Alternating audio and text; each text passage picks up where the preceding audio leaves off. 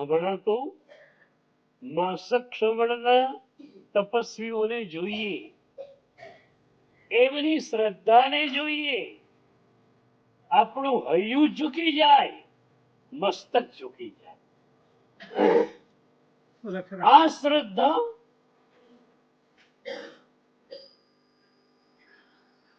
પિત્ત થયું છે,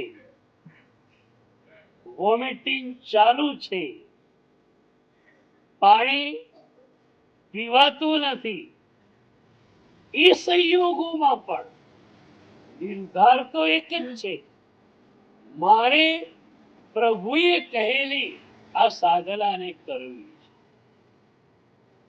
અગણિત જન્મોમાં શરીરની સુખશીલતાને અને મનની પ્રસન્નતાને વશ થઈને સાધના છોડી દીધેલી, આ વખતે નિર્ધાર છે પ્રભુની સાધના કરવાની જ છે.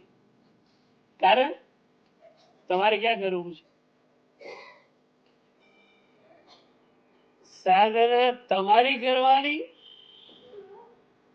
કે પ્રભુ કરાવે?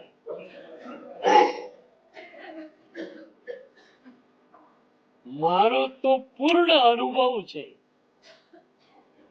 કે પૂરીની પૂરી સાધના પ્રભુ જ કરાવે છે.